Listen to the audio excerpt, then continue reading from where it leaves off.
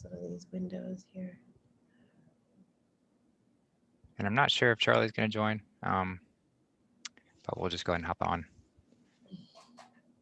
and chat with all these beautiful people. I think we're live now. Yay! Hi, friends. Hey, everybody. Hello, hello. Greetings. Greetings. Oh, yeah. Cool. Yeah, Oh, thanks wow. for y'all's patience. Cool. Karen says she sees us. Beautiful. Perfect. Looks like we're on. Perfect. This is Great. so fun. Look at all these friends already here. I Like, know. It's amazing. Just give a little bit of notice, and we've got over 50 people already hopping on, more by the second. Wow. Thank y'all so much. I mean, I'm just honored, like truly honored to have such an incredible family of just wonderful people that are just ready for this, ready for the truth, and ready for anyone who's aligned with it. And that's what that's what we keep talking about is if you work on yourself and work on sort of your own personal discernment and getting close with your connection with God, like you naturally align with others who are on that same quest and in that same space of authenticity. And it's just amazing to be in it. It's amazing to be with y'all. So I appreciate you. totally. Wow.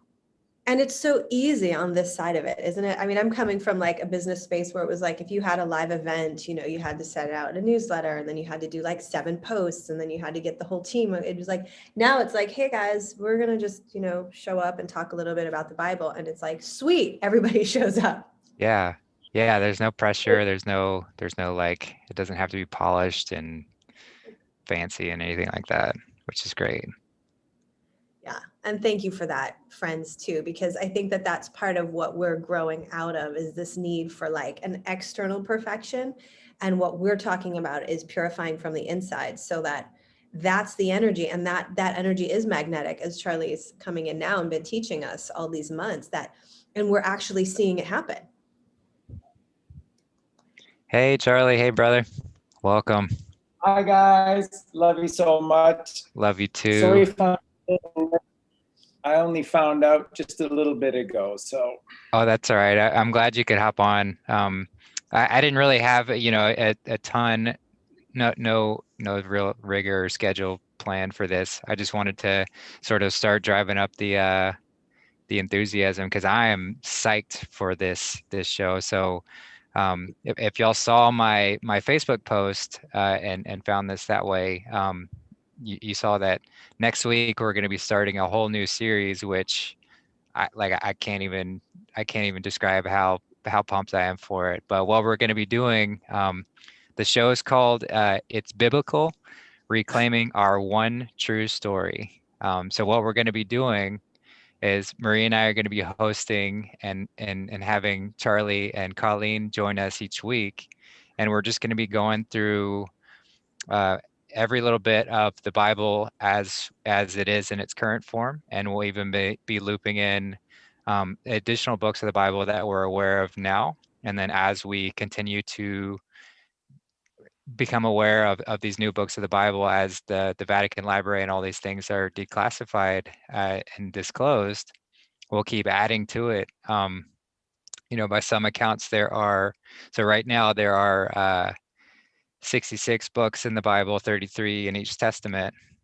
And by some accounts, there are 777 in total that have been hidden away from us. So that's going to be a big project, but I am so excited to start jumping into it because this book is incredible.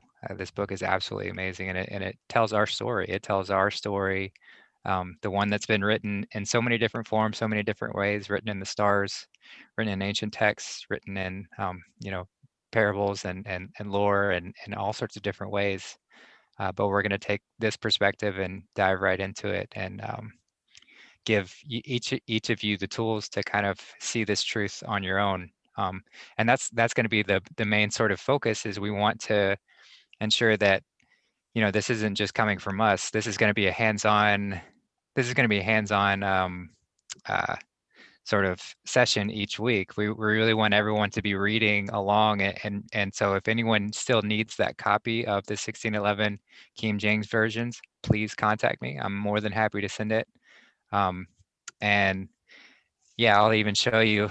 So I got it. It's very difficult to get those versions in print. Yeah, same sort of thing. So I got the New Testament and the Old Testament here, printed out, ready to go, ready to do my homework. And yeah, so that's kind of the gist of it. Do y'all have anything to add to that? Everything that you were saying, Justin, is fantastic, and a reminder to everyone that, like Justin is saying, is that the story that's in the Bible is written all over the place, and it's written in the night sky, and it's written here, and it's written there. It's written within you, and that's the thing that is the most startling about the Bible, is that it's a masterpiece of gnosis of human physiology. And again, you just need to wrap your minds around this. We go to school for all those years, and they don't teach us virtually any truth about who we are inside of ourselves. And even what they do teach, it's very rudimentary. And they do it in such a way that it's very uninspiring. And so nobody really pays much attention to it. And so we don't know virtually anything about ourselves, how we work, how we function. And if we don't know those things, forget about ever coming to know what you're here for, what you're supposed to do. And, everything, that's why we did the show with Marie on Monday with regard to truth. The Bible is the truth. And the truth is the only thing that will set you free. And in fact, truth is life and lies are death. It's that simple. When the inner part of you is filled with lies, you're dying. And when the inner part of you is filled with truth, you're living. You can't die, even in the physical form. You can't die if you're living the truth, because God's truth, and this because the Bible is, as we share, we're going to show you again and again and again. The Bible is an R-E book. Re. Re means it goes on and on and on and on, as long as you do the work. That's Passover. And that's why we're starting this as we're starting it now. And I've got so many new videos that are about to come out. We're hoping that a decent platform would present itself, but we can put these videos up on Marie's channel and Justin's channel. And these are monster videos from Santos and myself about Passover, what it truly is.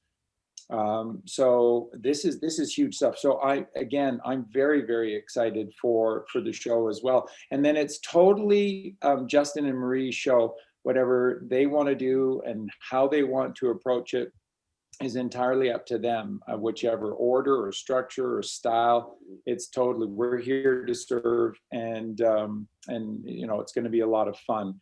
And we're going to have a homework assignment right off the bat, because on the first show, which would be, that's next Friday, week from, right? Yeah. Mm-hmm. So a week from today, the first show, there'll be a homework assignment right off the bat, and that's going to be watching the Star Trek: The Next Generation episode from season 7, which was the final season, and it was season 7, episode 23, which is Emergence. And when all of you know enough now that when you watch this episode now, you're just going to go, wow, in plain sight, they did this. Wow, in plain sight, he did this. And then as we go through it, we may not be able to show any clips from it, but I'll take a whole bunch of stills, and I'll send those to Justin and Marie, and then those still images can redirect people's memories to certain scenes, certain sections, and we can go through certain key things. But maybe we can act it out. We can all take roles and just act it out. Which is what they're doing, and it's incredible because a lot of this came to me not that long ago about Star Trek and the holodeck, And, you know, I'm going to just, I'll put this out there and I'll throw it back over to you guys, because I know both of you are going to love this. So I've just been thinking again and again and again, ultimately, I know what Roddenberry is suggesting through the holodeck, which is this dream world where everything is possible, everything can come true. So then you know that he must be referencing here. And then it hit me like this, and that is, of course, it's not the holodeck for a hologram, it's a halo deck. And a halo deck means that it's a hallowed deck. And it's not, in Hollywood, they do movies about the hollow man, but it's the hallowed man. And that it's interesting that in these movies that the hollow man becomes invisible, and which is incorporeal, because we rise up out of the physical and into the metaphysical solely. And then the only way that they were able to be able to see the hollow man was they wrapped him in these magnetically charged wraps to capture the ions and then give back the essence of a physical form. So it's incredible. So the hollow deck is the hallowed be thy name deck. And when you see this episode, you'll see exactly, it just fits together hand to glove. It fits together and you just go, wow, wow, wow, wow, wow, wow. I think that's what's so fun about revisiting these materials, is that we get to kind of say, wow. We get to be like, wow, now that we've kind of removed so many of the barriers and removed so many of the kind of the ways that it's been imposed upon us. And then we look and we're like, wow, like we watched Harry Potter last night, number 5. Oh, that's a good one. Wow. I mean, I was like, oh my God, the children are like, what did it? And I'm like, guys, be quiet. I have to listen to each word, because it was the exact story of what's happening right now. Like the exact story. And I am so in love with this time and space right now, because it's all organizing itself. It's God in action. It's like, hey, it's over here, it's over here, it's in Star Trek, it's in the Bible.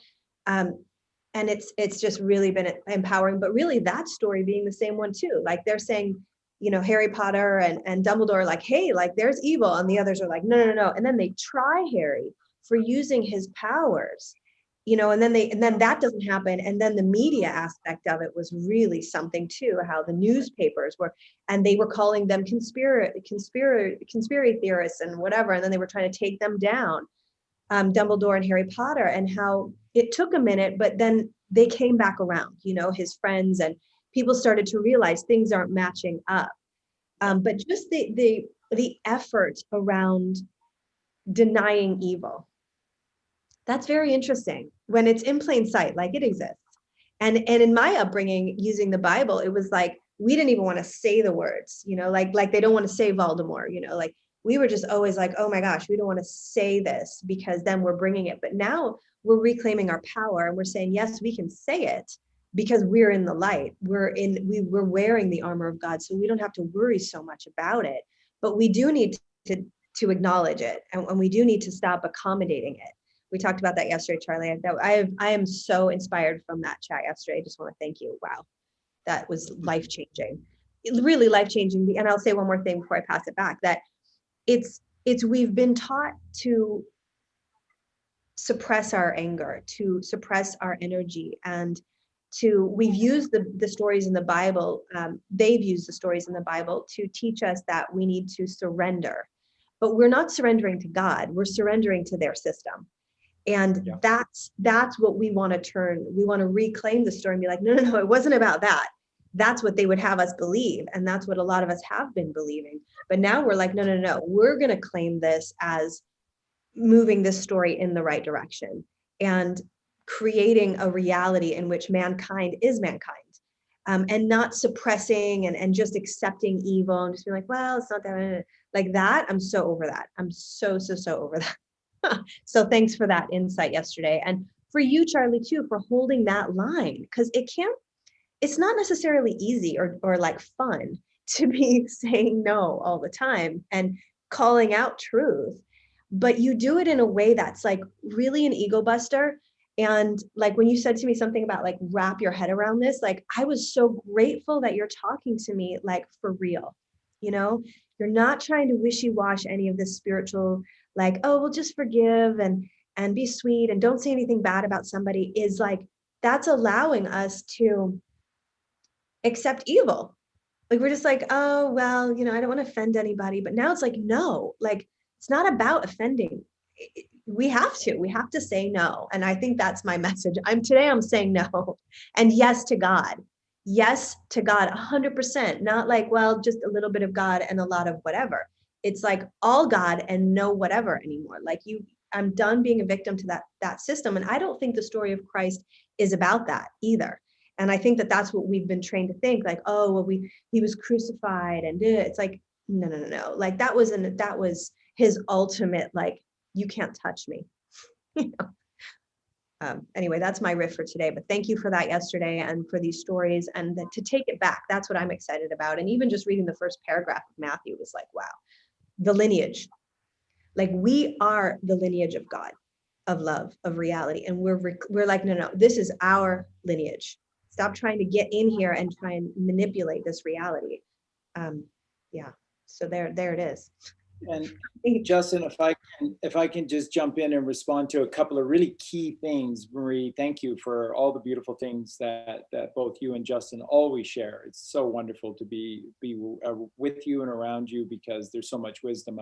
We love it so much. So really quickly, again, what Marie is saying is that I'm going to say no powerfully to their world, which is still in existence. You need to know that while that old system is dead, it's alive and well in us. See, and again, this is what I've tried to share with everyone. They still think they can win this. So yes, they've been rounded up. Yes, most of them have been executed.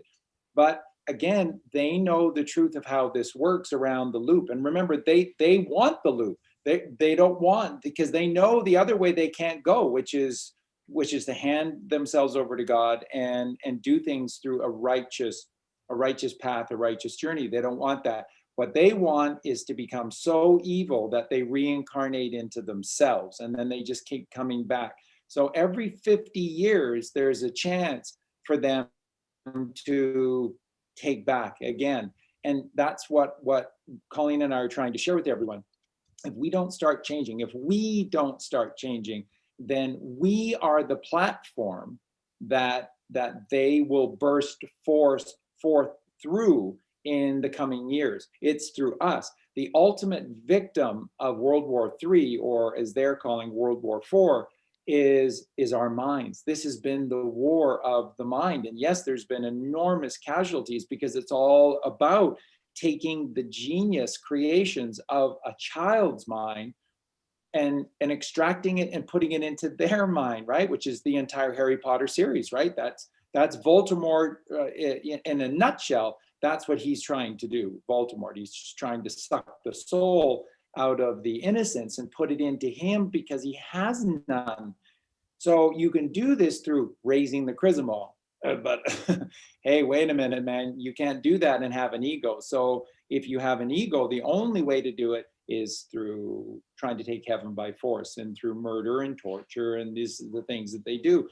And so this getting angry and getting tough, and the problem with the spiritual community is that it has no backbone, because the first thing they'll say, their first response to everything is that, yes, and we have to forgive everyone. And I want to hug. I just want to give Ghislaine Maxwell a big hug when I get to heaven and I meet her in heaven, and just say, thank you for waking me up. She won't be in heaven. She's never getting to heaven. She's on the loop.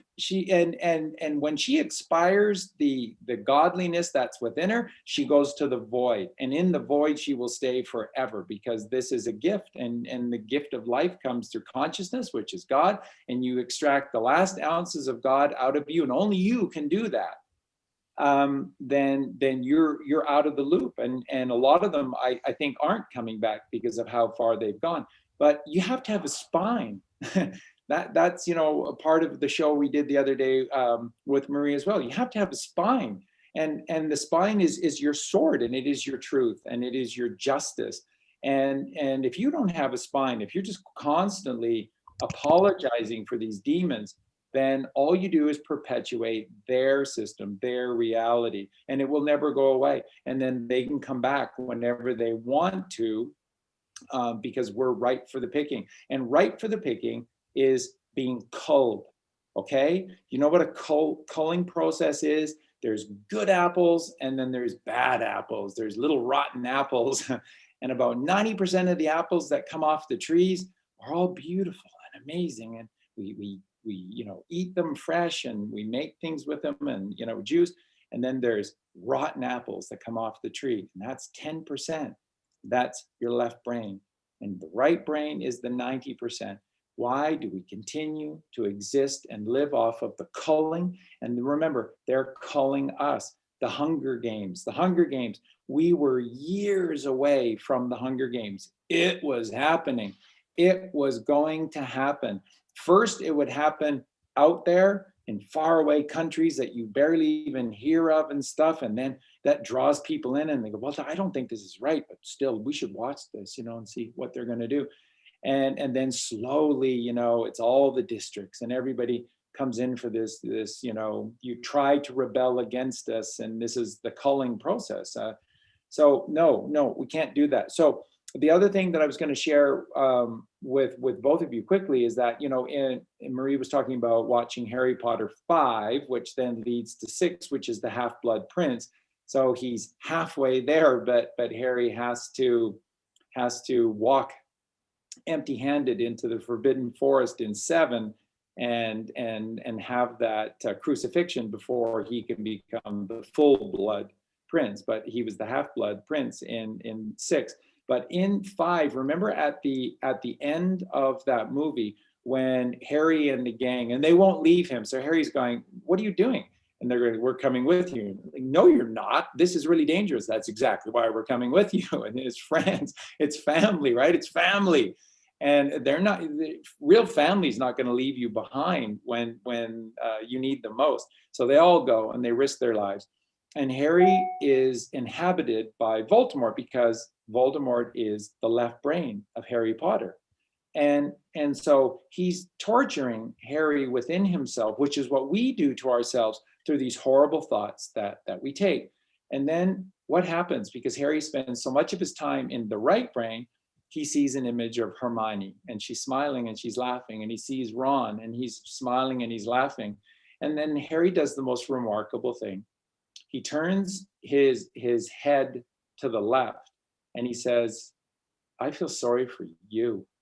And because Voldemort is saying, Harry, you should give up and you're weak and it's almost, you're pathetic. And he says, no, you're pathetic. I feel sorry for you because you don't have love in your life. You don't know what it means to love someone or to be loved, to what it's like to be held or to be touched.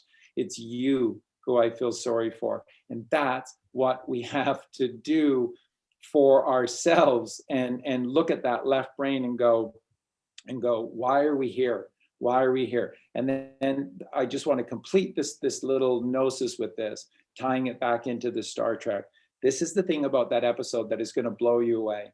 Essentially what Roddenberry is saying is that this is take the load off of Fanny or bridge over troubled water. When you lay down the desire, the feeling you have inside that you must think for yourself or nothing's going to happen, that you have to think and you have to be in control through your thinking. When you stop that, then God will create a bridge, which is, what is a bridge? It unifies two worlds, doesn't it? That's what a bridge does. It goes from one side to another so you can cross over. That's what a bridge allows you to do. It's crossing over from one side to another. So a bridge is a unifying device. And so in this episode on Star Trek: The Next Generation, Emergent, and the Enterprise is birthing a new life form within itself. What Roddenberry makes so clear in the episode is that through Data, right, who's the perfect, he's the perfect human being ever created. He's one of the greatest characters ever created. And he's not really, he's not really a human because he's an android. He's a machine, but he wants to be human. And we're humans, and it seems like all we want to do is just become machines. And so he's coming at it from the right perspective, and we're going at it the wrong way. We're going at it absolutely the wrong way. And so it's through data, and data points this out to Picard and the team and on that episode on what's happening. And basically he says, you can look at the brain and you know that the brain is just cells, and that the cells are constantly performing functions and reproducing themselves as part of a neural net.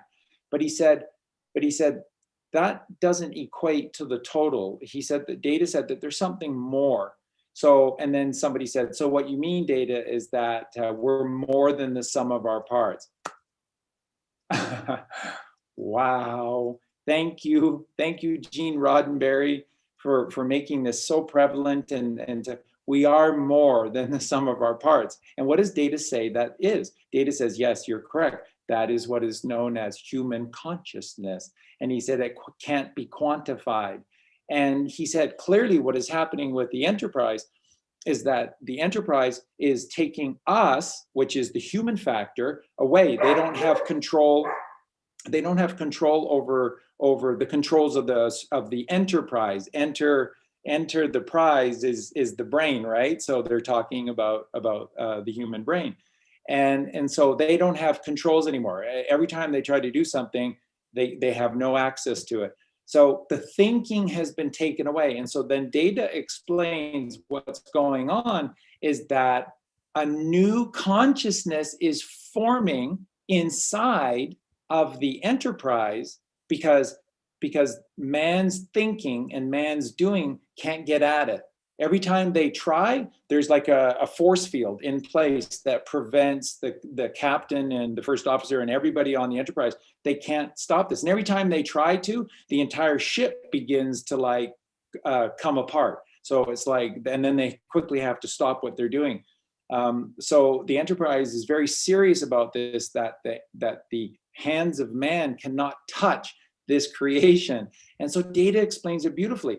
So the Enterprise has stopped performing functions, and what is emerging inside of itself is a new life form with its own consciousness. And folks, and it just dawned on me that, of course, this is it.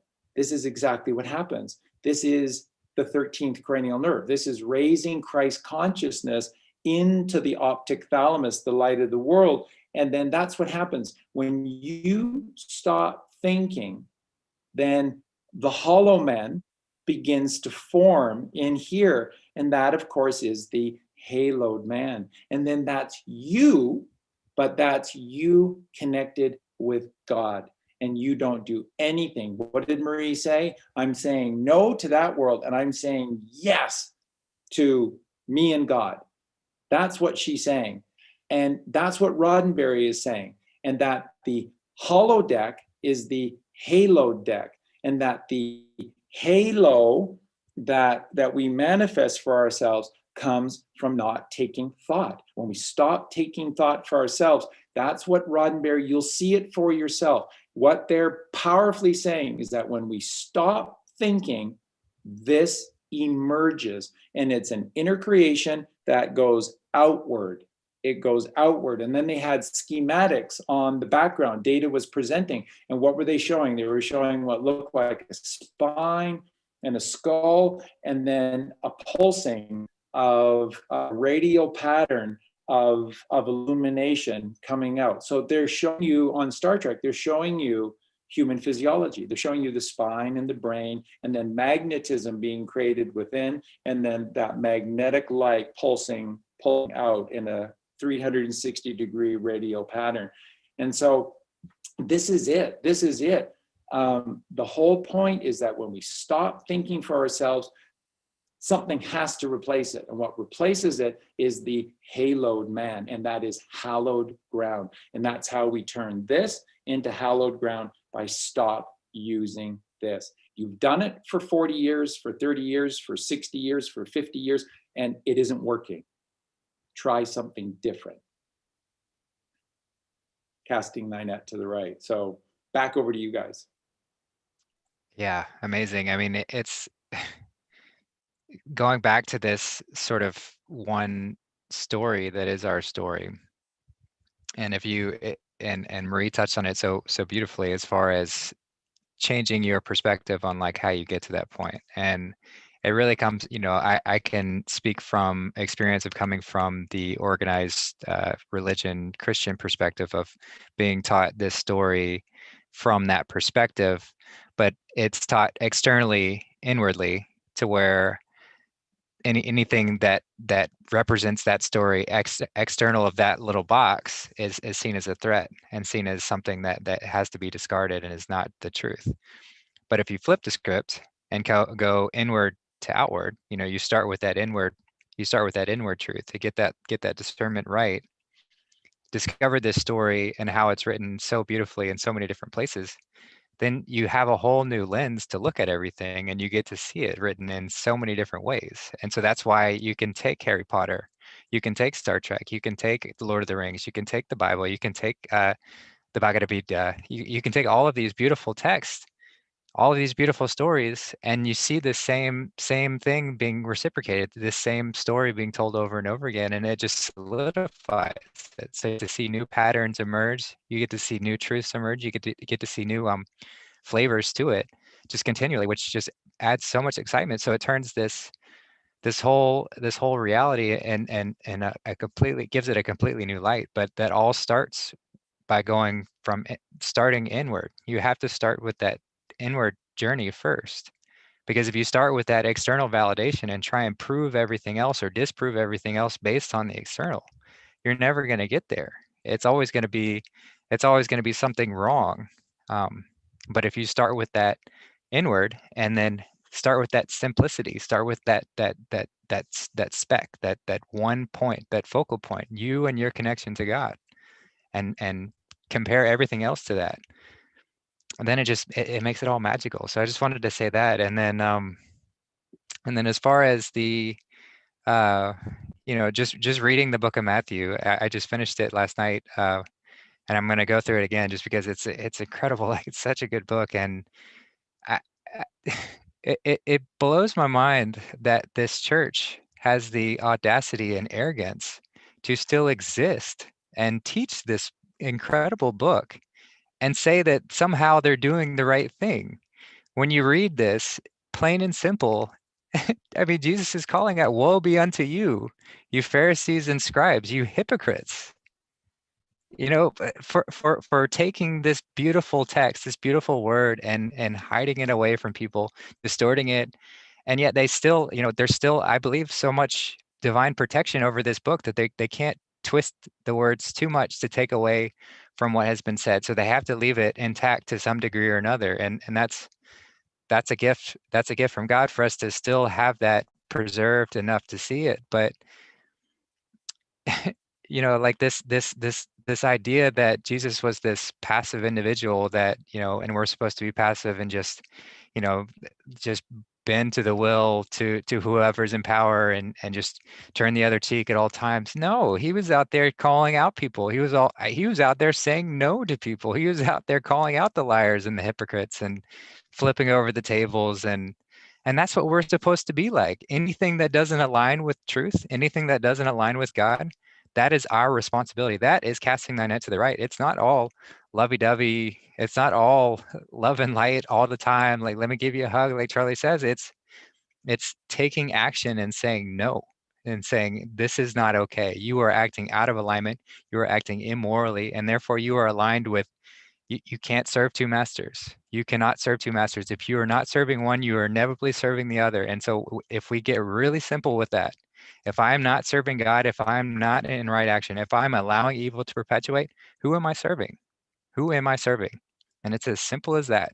We need to stop making it complicated. Stop adding all of this convoluted way of this morally gray area. This sort of like, that's the legalese. That's the lawyer speak, trying to insert itself and find loopholes and steer everything and make everything convoluted. And There is no such thing as morally gray.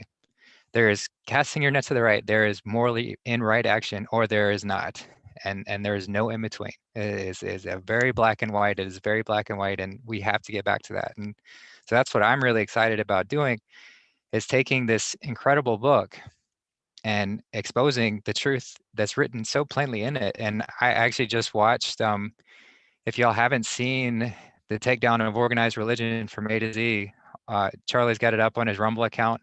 Man, I just watched it again the other day just to get a refresher on it. That is another incredible piece of information to really see how the truth is so written so plainly in this book. It is so plainly written in here, and it doesn't take that much to see it. We just have to take it back and read it. And that's why this series is about reclaiming this story, because it's already been written. It's there. We're not telling you anything that's not already there. It is there, and it is reiterated, and it's said over and over and over again. And so we're just gonna reclaim it. We're gonna take it back from these the satanic organization that has twisted it and steered it and pushed it in all the wrong directions, and reclaim it, reclaim our story back. So yeah, I get fired up about that, because yeah, that's what we're here to do. That's what we're here to do. Totally. I'll just jump in real quick and say I'm with you 100%, Justin and Charlie. I'm super excited about this. It feels like right now I just feel so much awakening that energy that's been suppressed around, being manipulated, and knowing, like, even as a child, I used to love to read the book of Psalms. And I remember one of my cousins like asking me, like, that's so weird. You're reading the Bible. And I was like, I was probably 10.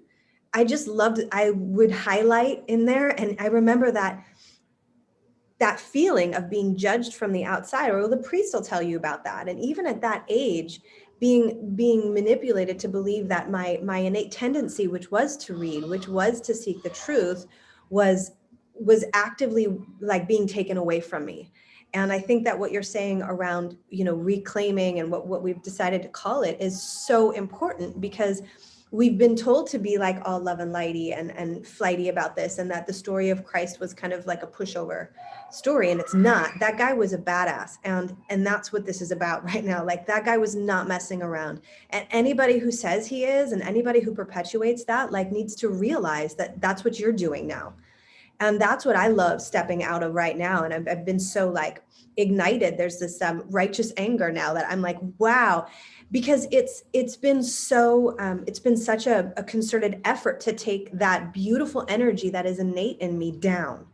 And all of these years pushing me down and telling me, well, I used to teach Christian ed when, my church and all this. And it was like, I remember telling them about communion. Some of the kids were saying, how we have to prepare ourselves. We have to clear ourselves, right? We have to be sinless. When we come, we enter we go to receive the blood and body, which I'm sure we're going to get into. Like, that's something to really look at. But I remember saying, well, why aren't you doing your work? And then one of the seminary students being like, oh, they don't have to, and then using the line of like, just be like little children, don't pay attention, just come and receive. And I was like, no, like, we should be teaching the children how to be responsible. And there was that like, well, you're a woman, or what do you know? And it wasn't necessarily that it was always said that way, but there was always that energy that now I'm learning, wow, that was really there. And I'm not hiding it or pretending it didn't happen. I'm acknowledging it happened so that I can be the badass that I'm meant to be. And that's what this is really about, when we take the scriptures back and we study them ourselves without that middleman. It's like the middleman in our governments, the middleman that Trump said, was talking about. Like, let's remove the middleman. There needs to be no one between us and God, because there isn't. God is literally closer to us than our own breath. So that's this intention. That's what this is about. And I'm so grateful to be in this container with you guys, because it really feels like it's important that we're doing this, particularly right now in our time frame, because there's still too much of this love and light BS that we're all, I've been, accommodating, and now it's like, no. This is about us really showing up big time. And thank you. Incredible stuff, both of you. Again, so much fun to be here, because you're both just speaking powerful truth. And I appreciate it so much. And just to respond to a couple of things here. Again, well, first let's just take a look at some words here. So the book of Revelations. So again, you see the RE word. The RE word dominates all of the Bible, and of course it ends with Revelations.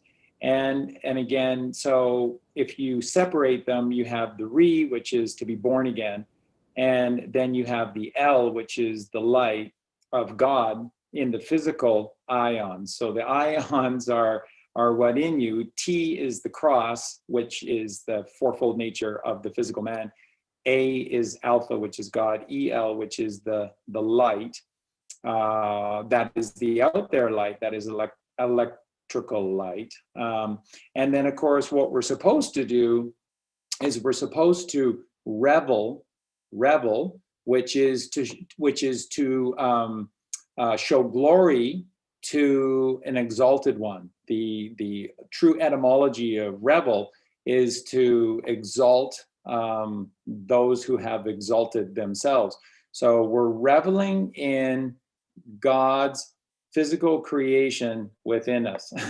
That's what the ions are. Every time you have these, that's why so many words end in ION, because it's all about within you. So the whole purpose is to revel in God's physical masterpiece creation within us. Okay, and then everything is an RE. So again, how big are these words? Because again, with Revelations, you see elevate in there as well.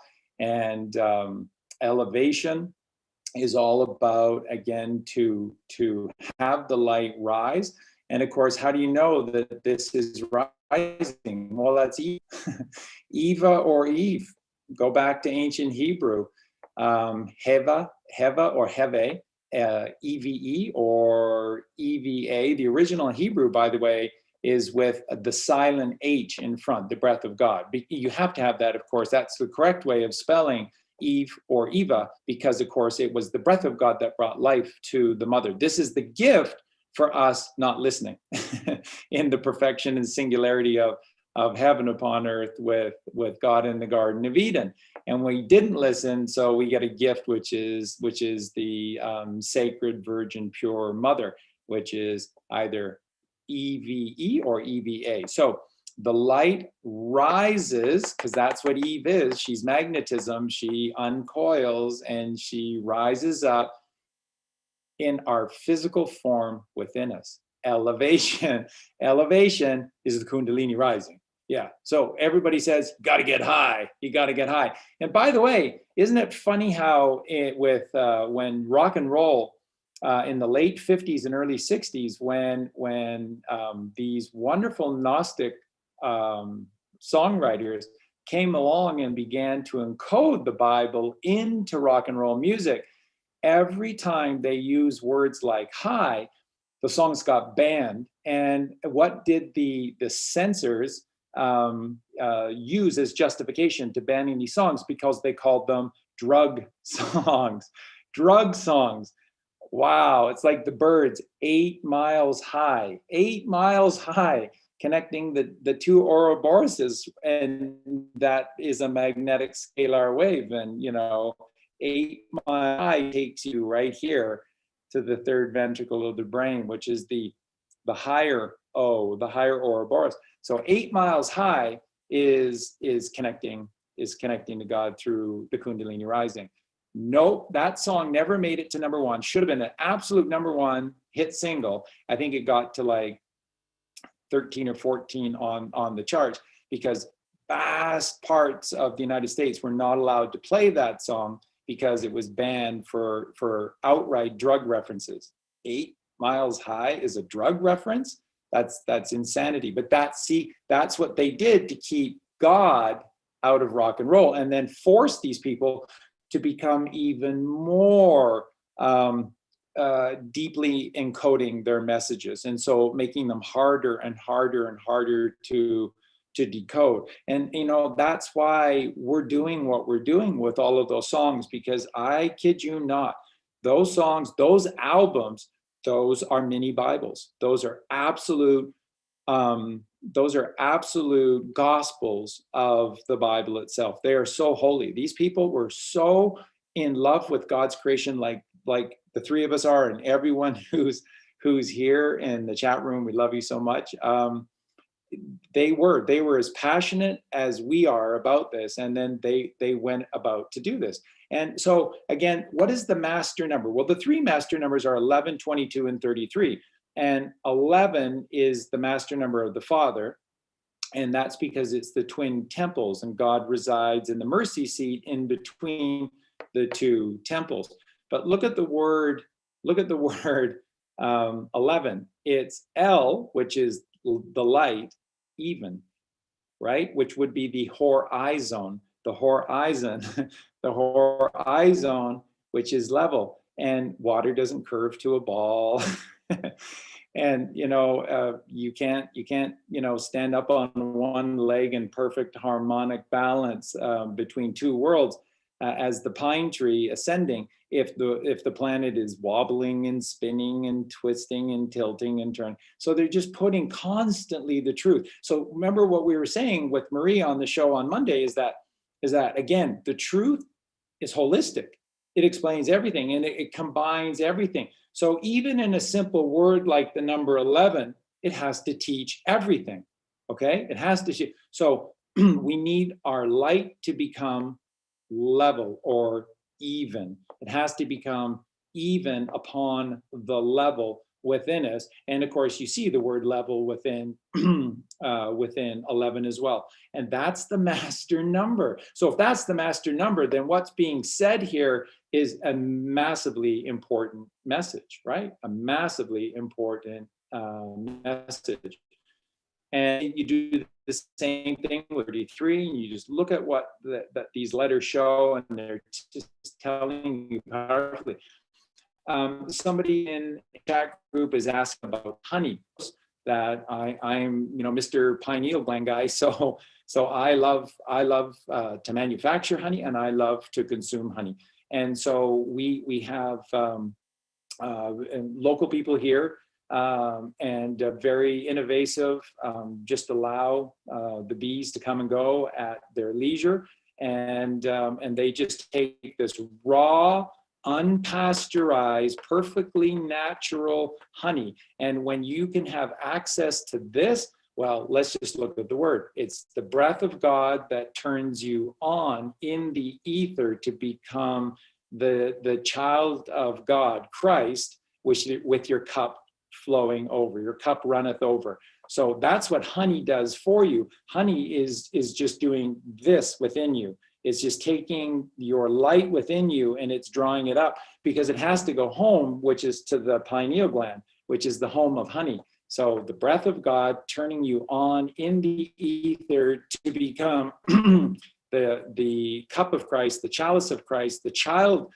of God, which is your cup runneth over with wisdom from the Father. That's honey. That's a really good word.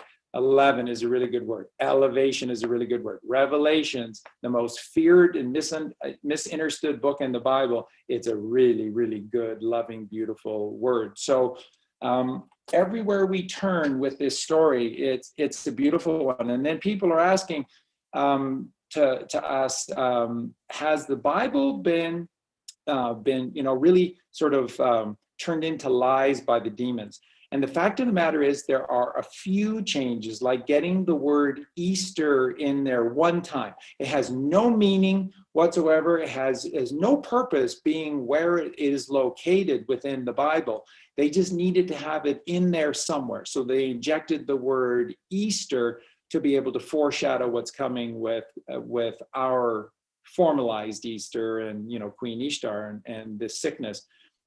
So they did little things like that. There's within Genesis, which we'll show you in the beginning, the story was started by a Gnostic. It was changed a little bit, and then it was completed by a Gnostic. There's a little confusing portion of Genesis because they attempted, that's probably the first and last time they attempted to change.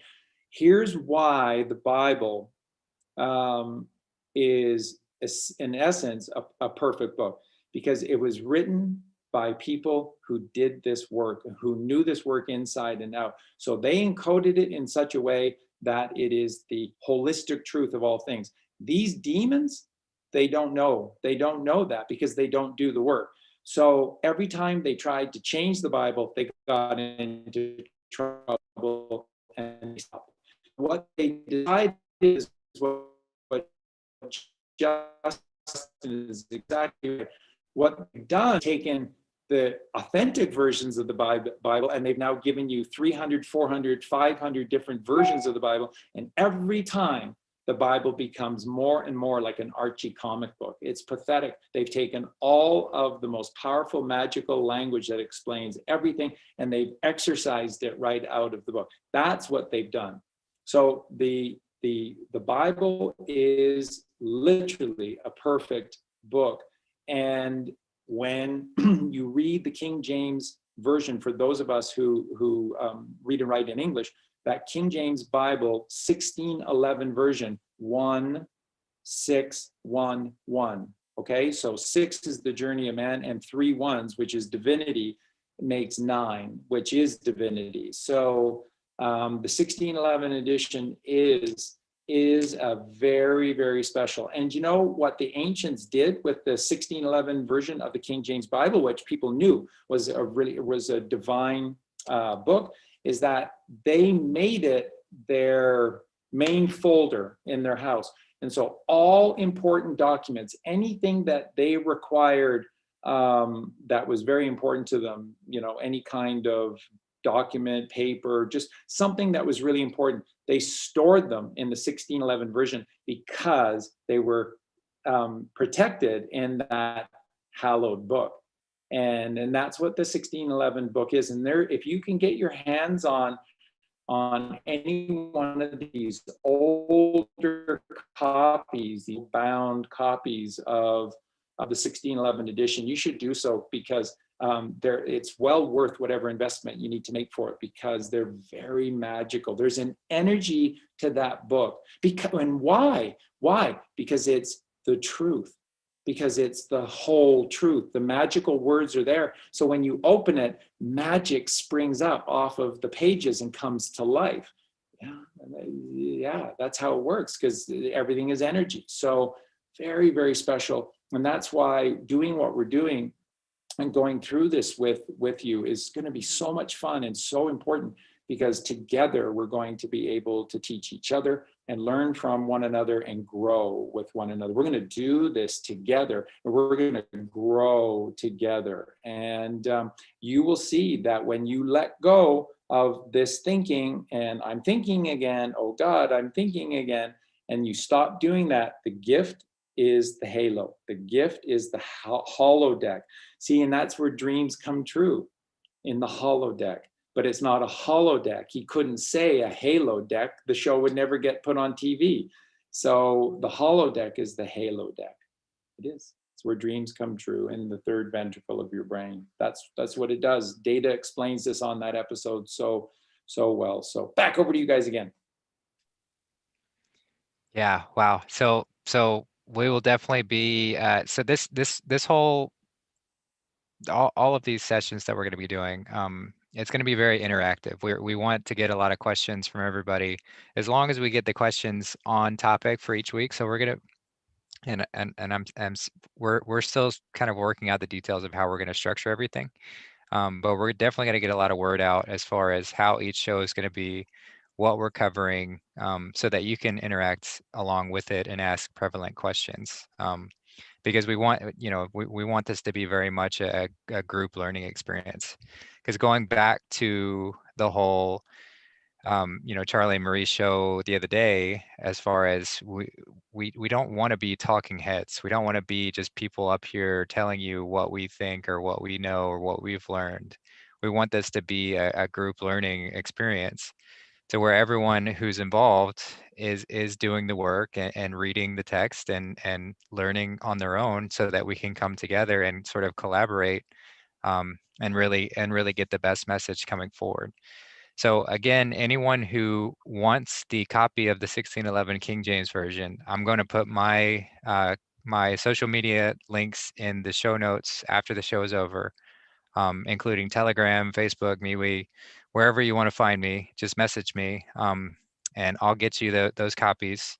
So that way you can follow along with us and read along with us. And for this first show, I'm not sure if we're going to do the entire book of Matthew. There's a lot in there, but that's where we're going to start, is the New Testament and the book of Matthew. So if you want to go ahead and start reading and getting ready for that, start with the New Testament, start with the book of Matthew, and just start pouring through this. And really, as Charlie said, don't overthink it. Don't try and like analyze and use your left brain to try and figure out what's going on.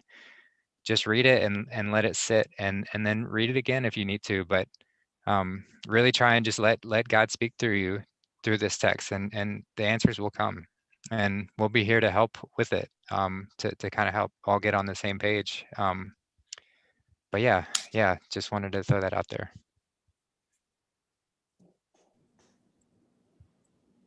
Someone was making a comment about magic. Magic is one of maybe the greatest word that exists. It is one of the, if not the most powerful word that exists. So magic is everything. We have to become lore, legend, and magic, and no longer facts, figures, and logic. So look at the word magic. It is the mag I see. The mag is the magnetism I see. The magnetism is the mother. Magnetism, mag in Sanskrit is motion. That's what magnetism is, constant motion. And that's what the mother is, constant motion. And then you break it down further. Ma is the ma is the mother. G is God. And in this form 7 is the God intervention. And then I is the single eye. And notice the eyelashes are your crown. See? The eyelashes on your eye are symbolizing the crown above the eye within you. And then C is the letter C, is to see, is to beyond the sea. So this is a very, very powerful, important word. Don't let the church scare you with their take on things. It's like, meditation, Kundalini or Kundalini yoga, and going within so many people because it's the way. It's the answer. We're just talking about the New Testament, and Justin was saying when he was reading the book of Matthew, and he's saying, Jesus says, "Oh, woe to you lawyers and Pharisees and scribes of the church." And what was he saying? Because you don't do the work and go within yourselves, and worse than that is you prevent those that are doing the work to go within yourselves, and you stop them from doing the sacred work to go within. And what does Jesus make so clear in the Bible? That the kingdom of heaven is within, and that there is a straight road and a straight gate. Where is the straight gate? And there's a key, and the key is meditation. So when you meditate, you turn the key, and then this is the straight gate, and it opens. It opens, but you have to go within. I'm sorry, and that's what the Bible teaches. It's not me telling you this. Again, some of the comments from the show with Marie and stuff. It's like, wait a minute. I shovel dog poop most of the day. We look after 45 animals for nothing, because we love them. We wouldn't have it any other way. And I live every day. Colleen scoops cat poop, and I scoop dog poop, and we work together on the bird poop. and I shoveled the horse poop and goat poop, and we do it. It's beautiful because they're our family. We love them more than anything. But I have no platforms. I have no subscribers. I scoop poop all day long. I'm not the one with the ego. I'm just the one telling you that Jesus was an intense dude. He was an intense dude, and he was hard on the apostles. Read the New Testament for yourself. And you know what? They got frustrated a lot because he was so hard with them. And so many times he's like, I have to get off of this boat. I have to get away from you. And what did he do every time he got away from the apostles? He climbed up the Mount of Olives. This is the Mount of Olives. Remember, we were showing you the pyramid. The pyramid is here, and that is the mount. This is the mount where you climb the mount where Moses went and where Jesus went to meditate. And that's what he did. And it tells you in the Bible, he deep into the nighttime, he was just still and silent and deep meditation upon the Mount of the Olives. Remember what I was sharing with you, that the only way when you cross over the blood-brain barrier, which is the only way to get in, is through that the hypoglossal opening back into the brainstem. So because you can't go through Atlas, so you have to go up and to the right, and around. You come back in at this hypoglossal opening within the brainstem. At the entrance of the hypoglossal, not making this up, on the right-hand side is an olive, on the left-hand side is a pyramid. Why do we have that? Why do we, it's why do we have that? Why at this one entrance to get out of the body and into the mind, that it has two symbols. And on the right, there's an olive, which is the fruit or fruition. And on the left is a pyramid of Egypt. Wow. Magic. It's pure magic. It's genius. It's not random. There's no big bang. They're lying to you. And we've never been Homo erectus or anything like that. We've always looked like this. We've always been like this. We're here to do a journey. This is serious stuff. But like Justin is saying and Maria is saying, it's not like this is rocket science stuff. It isn't. It's just dedication. And that's where most people suffer, because most people are going, oh, so I don't want to juice some oranges. Can't I just go to the microwave, throw a pizza in there and nuke the pizza for 5 minutes and I'll just eat that pizza? Come on, Charlie. And it's like, no, because the microwave is death and the pizza is processed food, which is death. And then everything you're eating is a lie. And then you become a lie and you're dying. And that's why. And that's why Jesus never gave those poor apostles a break. And then that's why he needed to get away from them ever so often and go up on the Mount of Olives to get away from them in meditation. Just saying, it's not rocket science, but you have to do this all the time. You can't stop. And so again, here's the thing that Santos teaches. And I want to leave my part of this little show today with this. This is, you just hope, and just hope. And it's going to work out. It's absolutely going to work out. What does Santos teach? When you start to do this work, and I mean in a significant way, you change your diet, you change your thoughts, you're really doing this. You change your breathing, you're doing this. Even if you don't resurrect this body, you don't go back. Every book describes this. Every great ancient mind describes this. You don't go back to the forgetful baby, a victim of parents and circumstance. You don't. You become what's called a drop-in. That's why we're going to be talking through this show about the Warren Beatty movie, Heaven Can Wait. Because in that movie, he shows himself as someone who's not ascended. He's not an ascended, but he's trying. He's a good man. He's got his heart in the right place and he's trying.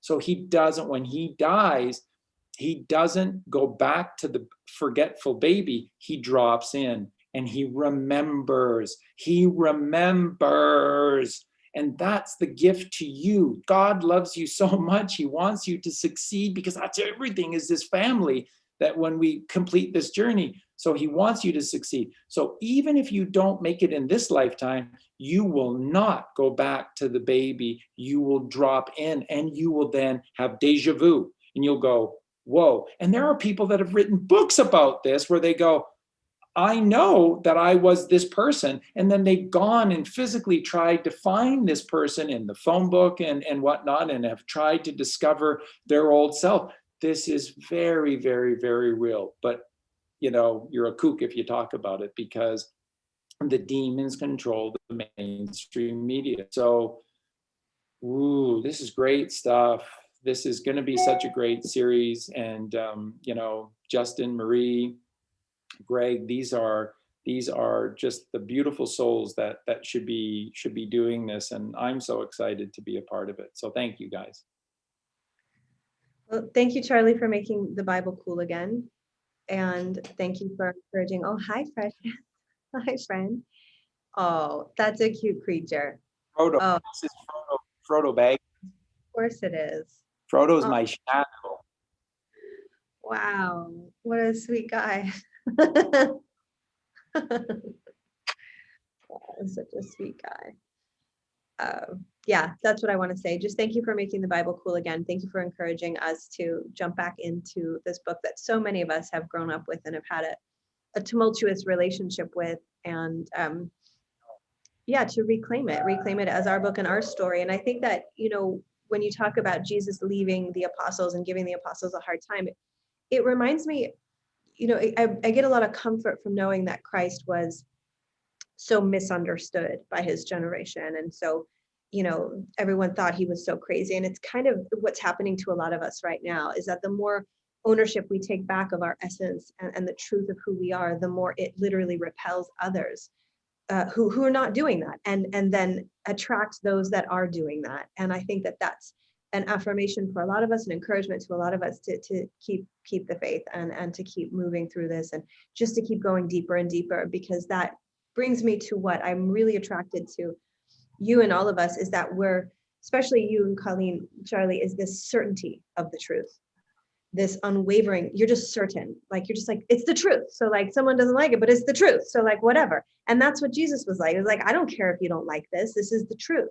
And we need that now. We need to know, again, the truth, and stop trusting, our spiritual teachers and gurus and all of the things. I mean, I'm like looking back and seeing so much of the ways that I've been coerced into believing lower levels of this iteration of this material, just to keep my power down. And the more that we rise, the more it does, it empowers us. It gives us certainty to do what we need to do to become more and more sovereign, and to detach from this organized society that does not have our back, that is not interested in our ascension or evolution or elevation or anything like that.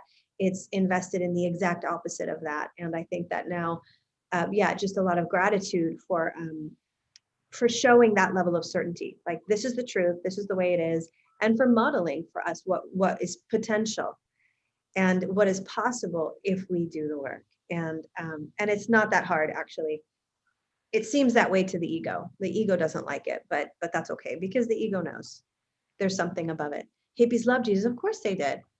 But I was always so, even as a child, like, I was like, oh, I was afraid to talk about Jesus, because Jesus was like, even now, like, when you guys started sharing the Bible, maybe we can talk about that in our next show too. Like, I think Colleen said you guys weren't very religious. It wasn't that you had a lot of gnosis on the Bible, but that's something that happened when you realized everything was a lie. And that's where so many of us are. We're like, oh shit, like, everything really is a lie. Like, gosh, it really is. And even the ones that we trusted, and our parents and our clergy and our teachers and everything. It's in Harry Potter. The teacher, the head man of the new ministry, she comes in and she goes, no, we're just teaching you theory. You don't need to do this. It's like, we don't want you to learn how to defend yourselves. We just want you to learn the theory and be tested on it in a standardized way. Like, she literally was saying what school is for. I was just like, so this is all happening to so many of us right now. We're all going, holy crap, this is real now. This has happened. And now we're going to go back and we're going to reclaim this material and we're going to dive deep. And it's a privilege, a real privilege, really, and an honor to be coming to this moment in time. It really, like, I'm bowing in gratitude to all those before me who have done this work, because it's not like they got celebrated. Many of them. And thank God to the people that did the Lord of the Rings and the Star Trek and the Harry Potters and all of that, because they're reminding us. But it's not always been that those of us doing this work are celebrated. And I would say the majority are not. They're ridiculed, they're excommunicated, they're the martyrs, all of this. So yeah, so much gratitude to all of those who came before us and kept this truth intact and sacred, for us to now take that and carry that forward. That's our responsibility and that's our privilege. And that's just how I want to end my piece. So thank you for making the Bible cool. So grateful for the turn. Again, you're so welcome. And again, It is cool. It never has not been cool. And it's always been the truth. It's never not been the truth. And the thing about the 60s, why they destroyed, I'll write a book eventually, and I want to call it The Assassination of the 60s. And John Kennedy and Malcolm X and Martin Luther King and Bobby Kennedy, they killed the physical consciousness, the physical heart and soul of that 60s movement. And then they obfuscated the truth with this San Francisco hippieism that was all about, you know, your hair and how you looked and stuff, which wasn't the truth at all. And, you know, again, like I shared on another show, the hippies, what they did in the woods, most hippies weren't in anywhere near cities. What they did, and David Crosby, thank God that David Crosby wrote this in a bird song and that it exists on the record. And he wrote that incredible song. Most of you know, because it's just a very magical, it's only like 1 minute and 56 seconds. And it's a very magical sounding too. It's called Renaissance Fair. Ding, ding, ding, ding, ding. I think that maybe I'm dreaming. What the hippies did is they migrated north in California and south in California. And they went to these two polar opposites. And then they had these Renaissance fairs where no money exchanged hands. There was an exchange of gnosis, an exchange of creation, candles for sandals, or, you know, whatever it was. And they just described this as heaven on earth. It's magical. Nobody writes about it. No, basically the younger generation, all they know is that hippies were grubby and dirty, drug, and it was all sex and drugs. That's not them at all. And here's another great thing that Marie said, and Justin's talked about this before. The educational system moving forward has to completely change. School. Don't send your kids to school. Send them to nature. Let them just go and figure out what they need to do and what they want to be. Don't you dare put them in. But Charlie, how are they going to learn to read and write? Go and visit cultures. And then you know what? They won't just have a shitty understanding of English. If you migrate everywhere, they'll know Spanish, and they'll know French, and they'll know Latin, and they'll know Swahili, and they'll know all of these languages when you travel, when you move about and you interact with these cultures. Then they'll be really, really, really smart, really geniuses, you know?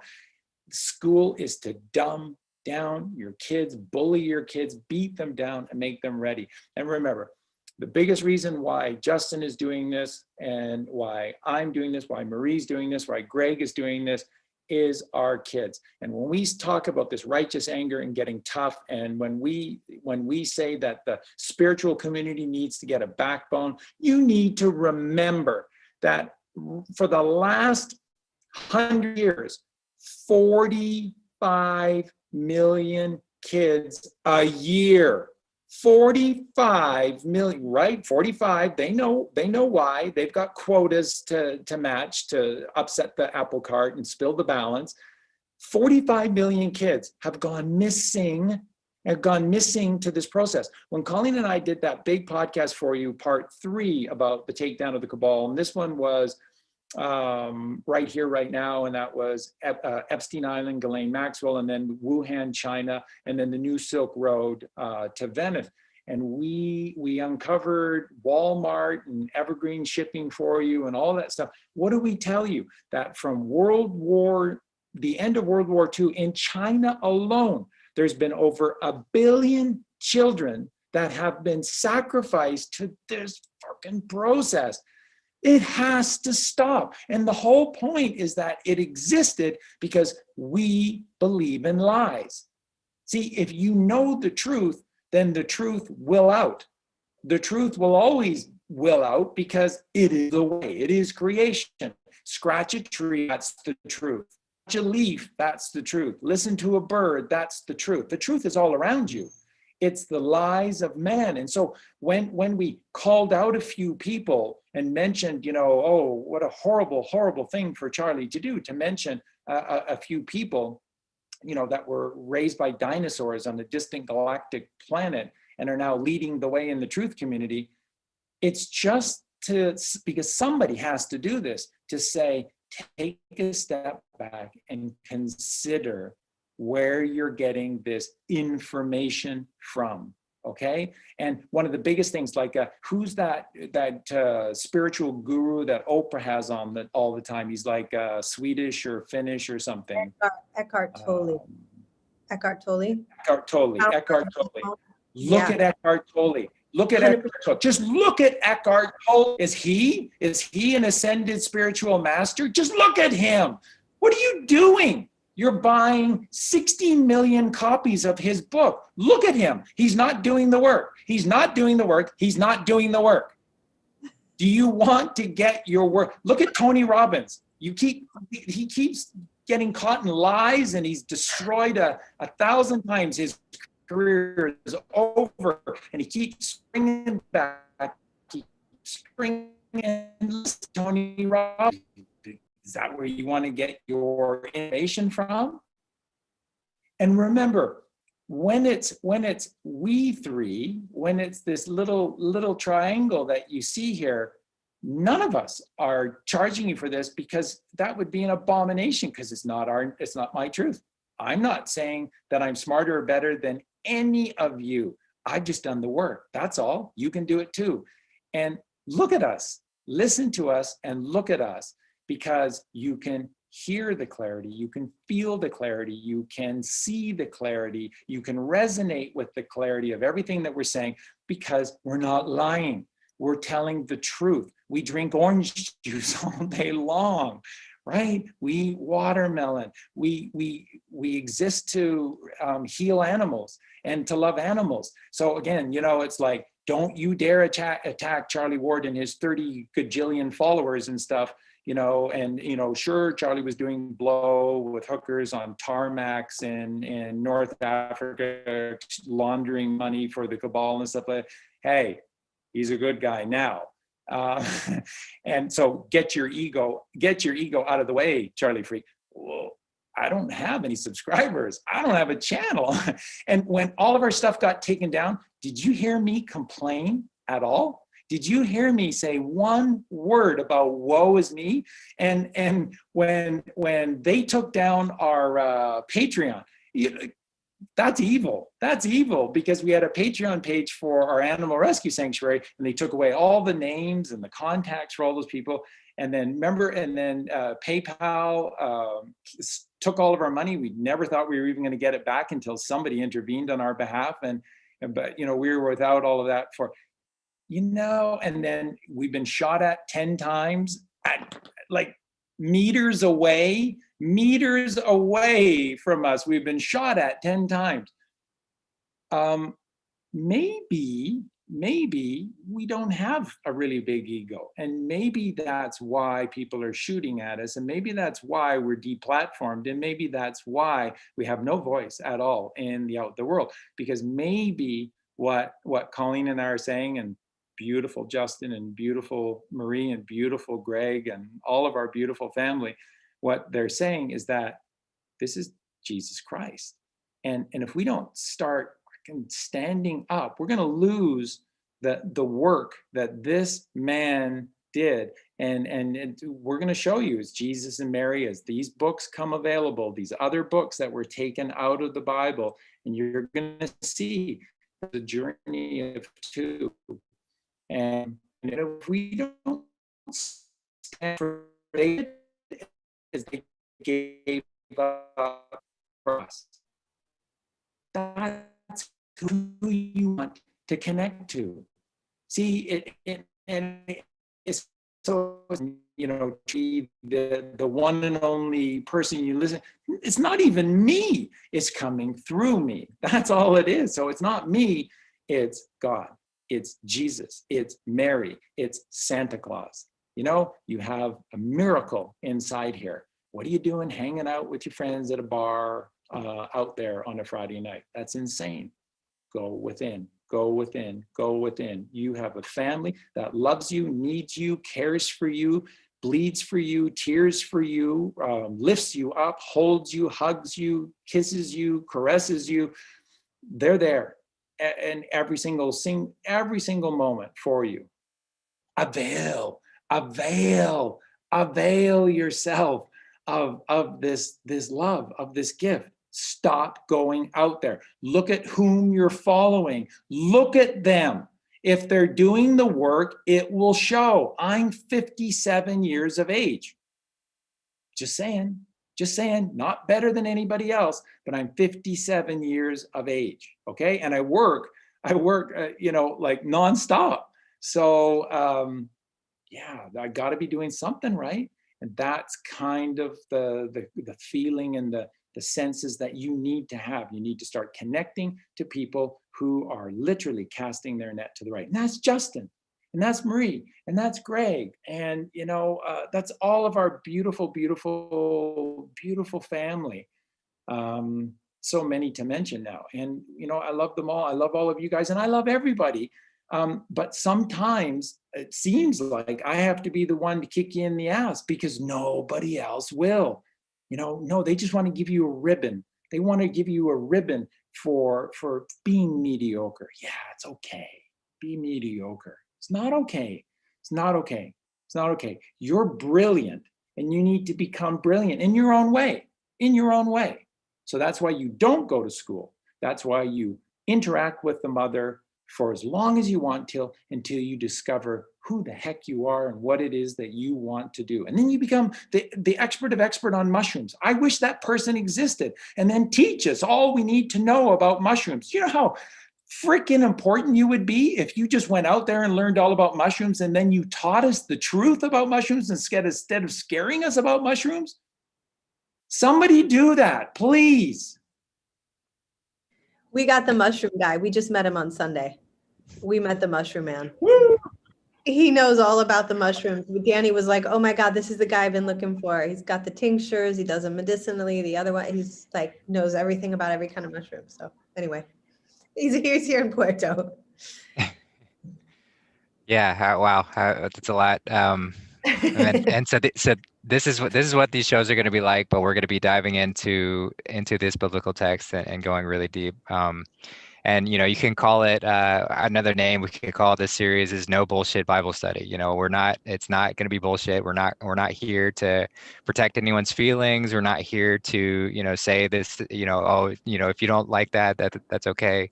We're gonna tell you the truth, and you're gonna know the truth, and that's why we just want to stress that this isn't about us just telling you what the truth is. This isn't about us just telling you what we know. We want you to know it. We want you to learn it. We want you to read it. We want you to feel it. So we are going to very much stress the homework assignments each week. And I'm not going to quiz you. I'm not going to test you. I'm not going to make sure you know it. But if you want to gain, if you want to know, if you want to do the work, then I suggest you follow along, because we're going to be doing it. I'm not going to tell you to do anything that I'm not willing to do. Charlie's not going to tell you anything that he's not already doing. Marie's not going to tell you anything that she's not already doing. So that being said, for next week, I don't think we're going to keep this show going much longer. So I just wanted to reiterate that for next week, we're going to be starting with the New Testament. So if you need a copy of that book, the 1611 King James Version, get in touch with me. I'm going to be putting my social media accounts in the show notes, so you can reach me there. And then another homework assignment, Charlie mentioned to watch the Star Trek Next Generation episode or season 7, episode 23, titled Emergence. So we'll be chatting about that a little bit. And then also, I'd highly recommend rewatching the Takedown of Organized Religion from A to Z on Charlie's Rumble account. That's another phenomenal introduction to the kind of flavor that we're going to be doing with this Bible study of just no bullshit. We're not here to tell you to sugarcoat anything. We're going to get straight into it and tell you exactly what the truth is. And it's not our truth. It's not coming from us. It's coming from God. This is God's truth. This is our truth collectively. So yeah, I see a few other people saying they need a copy. Again, I'm going to put my handles. If you want to look me up on Telegram, my name is exactly as my name with no space on Telegram. But I'm going to be putting all these links in the show notes, so you'll be able to contact me there. So yeah, I feel like, yeah, that's about it. Just kind of wanted to throw some things out there. Do y'all have any closing comments before we end today's show?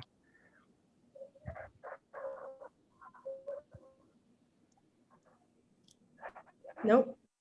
Nope. Cool. Charlie, you got anything else? Just really quickly that, again, everything's a lie. So I haven't even begun to scratch the surface on all the truth that what they about the hippies. Everything like that, every single aspect of our existence for hundreds of years has been a lie. So it's virtually the opposite of what you've been told. So there's just so much coming your way as you do this work, and as your mind opens, boy, the gifts that you're going to get, the clarity that you're going to see with is going to blow you away, and it's going to lead you to places you never ever thought you would get to or go. But this is a gift. What's coming to you is an absolute gift that'll last forever.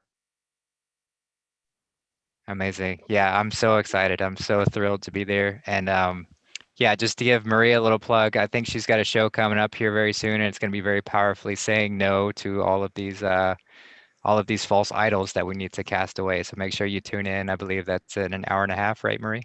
Right. It's Cool. gonna be, yeah. Yeah, it's going to be powerful